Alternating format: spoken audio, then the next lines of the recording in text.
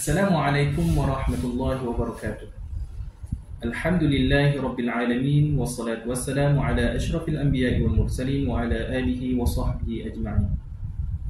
Alhamdulillah, kita memanjatkan setiap kesyukuran dan pujian kepada Allah Subhanahu wa taala kerana dengan izin dan limpah kurnia-Nya dapat kita bersama-sama terus menelusuri bulan Ramadan yang penuh barakah ini.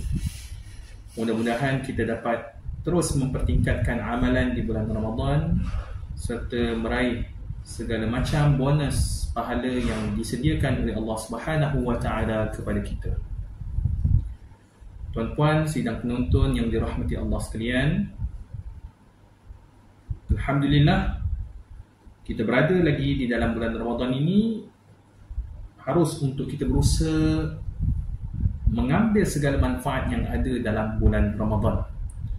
Mari kita sama-sama melihat pedoman dan juga panduan yang telah ditunjukkan oleh golongan salafus salih dalam kalangan ulama, apatah lagi Nabi SAW sendiri tatkala tiba di dalam bulan Ramadan. Golongan salafus salih, mereka merupakan orang yang paling dekat dengan Nabi SAW dan paling kuat beramal dengan amalan Islam. Justru sangat baiklah untuk kita menjadikan mereka sebagai panduan dalam kehidupan beragama, dan sudah tentulah mereka melakukan amalan yang begitu bersungguh-sungguh di dalam bulan Ramadan. Bermula daripada baginda Nabi SAW sehinggalah mereka yang hidup pada kurun ketiga dan dalam setengah riwayat menyatakan kurun kelima Hijrah. Antaranya seperti yang dilakukan oleh Al-Imam Syafi'i rahimahullah. Al-Imam Syafi'i rahimahullah, apabila tiba dalam bulan Ramadan, beliau banyak membaca dan bertilawah Al-Quranul Karim. Sememangnya dalam bulan Ramadan merupakan bulan Al-Quran, diturunkan padanya Al-Quran, dan ganjaran pahala bagi orang yang membaca Al-Quran sudah tentu berlipat kali ganda. Justru dikisahkan bahawasanya Imam Syafi'i rahimahullah memperbanyakkan bacaan Al-Quran Al-Karim dengan mengkatamkannya sebanyak 60 kali katam di bulan Ramadan. Dengan makna yang lain, dalam sehari beliau mengkatamkan Al-Quran sebanyak 2 kali. Ini menunjukkan kesungguhan beliau meningkatkan amalan dalam bulan Ramadan dengan membaca Al-Quran. Apakah dengan mengkatamkan Al-Quran 2 kali sehari itu sesuatu yang mustahil ataupun sesuatu yang sukar untuk dicapai?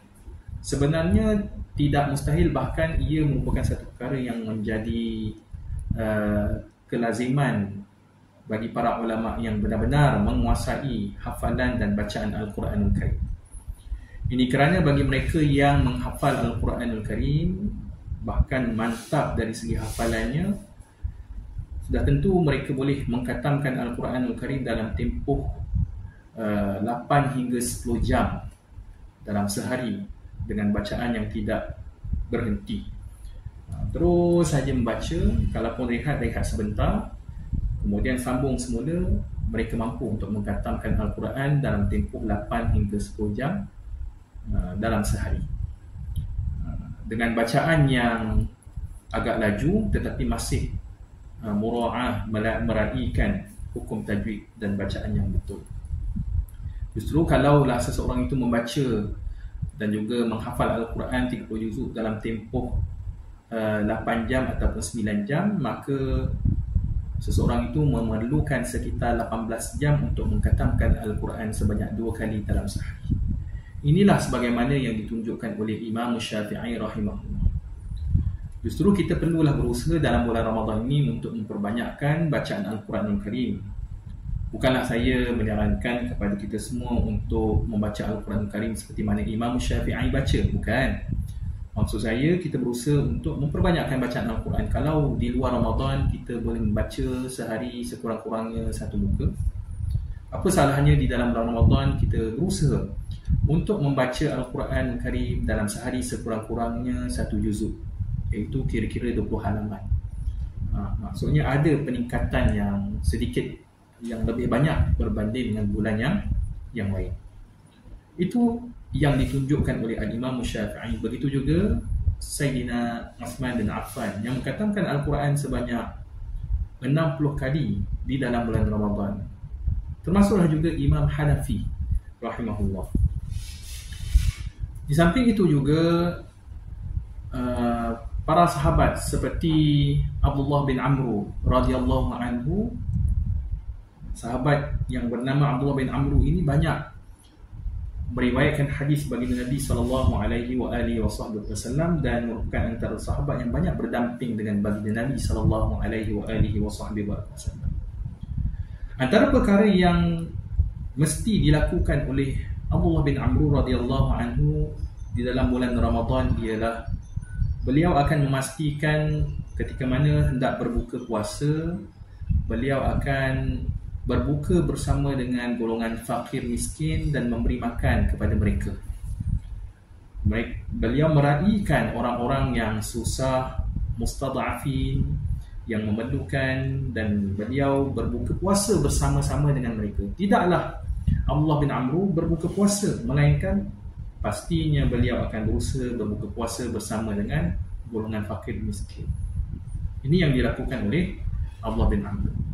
Kita boleh bantu mereka yang memerlukan ketika mana dalam Ramadan dengan memberikan makan kepada golongan fakir miskin, dan kita juga boleh bersama-sama makan dengan mereka ketika mana iftar berbuka puasa. Hal ini selaras dengan hadis baginda Nabi sallallahu alaihi wasallam yang menyarankan kepada kita untuk memberikan makan kepada orang yang berpuasa. Sebagaimana sabda Nabi sallallahu alaihi wasallam, "Man fattara sha'iman falahu mithlu ajrihi min ghairi an yanqusa min ajri as-sha'im syai'a." Maksudnya, barang siapa yang memberikan makan kepada orang yang berpuasa, maka orang yang memberi makan itu akan memperoleh pahala orang yang berpuasa itu, iaitu pihak yang kita bagi makan. Pahala yang ada pada orang yang berpuasa yang kita bagi makan tu kita dapat tanpa sedikit pun dikurangi pahala orang yang berpuasa yang diberikan makan tadi. Subhanallah, betapa besarnya ganjaran yang dikurniakan oleh Allah Subhanahu wa taala kepada orang yang memberi makan pada bulan Ramadan. Kita boleh buat dan kita laksanakan dalam bulan Ramadan. Tuan-puan yang dirahmati Allah sekalian, kemudian yang ketiga ialah kita menggiatkan bangun malam. Kerana perbuatan bangun malam ini merupakan satu perbuatan yang seakan menjadi kewajipan kepada kita bila tiba dalam bulan Ramadan, serta mengurangkan tidur pada waktu malam. Ini sebagaimana yang dilakukan oleh para sahabat baginda Nabi sallallahu alaihi wasallam, seperti yang dinyatakan dalam Al-Quran, seperti mana firman-Nya, "Kanu qalilan minal laili ma yahja'un wa bil ashari hum yastaghfirun." Bermaksud mereka, yakni para sahabat, sedikit saja tidur, dan apabila tiba pada waktu sahur mereka banyakkan beristighfar kepada Allah Subhanahu wa taala. Justru kita boleh banyakkan qiyam dengan melaksanakan ibadah solat tahajud, beristighfar dan seumpama dengannya, khususnya dalam bulan Ramadan. Antara doa yang cantik dan bagus untuk kita amalkan pada malam Ramadan ialah Allahumma innaka afuun tuhibbul afwa fa'fu anna. Ini doa yang dianjurkan oleh baginda Nabi SAW kepada kepada Sayyidatina Aisyah radhiyallahu anha, dan kita boleh mengamalkannya. Justru dengan 3 amalan yang boleh kita buat ini, mudah-mudahan kita usaha untuk implementasikannya dalam kehidupan seharian kita, khususnya dalam bulan Ramadan. Apa dia? Saya ulang semula. Yang pertama ialah memperbanyakkan bacaan Al-Quran. Yang kedua ialah kita berusaha untuk iftar berjemaah dan memberikan makan kepada golongan yang memerlukan, khususnya fakir miskin. Dan yang ketiga ialah kita menghidupkan malam-malam Ramadan dengan qiyam Ramadan, lakukan solat tahajud serta mengurangkan tidur. Inilah yang dianjurkan di dalam Islam yang dilaksanakan oleh ulama salafus salih. Banyakkan menangis pada waktu malam seperti yang dilakukan oleh Imam Sufyan Ats-Tsauri, bermunajat kepada Allah Subhanahu wa taala. Mudah-mudahan kita tergolong dalam kalangan golongan hamba-Nya yang benar-benar beriman kepada Allah Subhanahu wa taala. Saya kira cukup sekadar itu, mudah-mudahan memberikan manfaat kepada kita semua. Kita sudahi dengan wabillahi taufiq wal hidayah. Wassalamualaikum warahmatullahi wabarakatuh.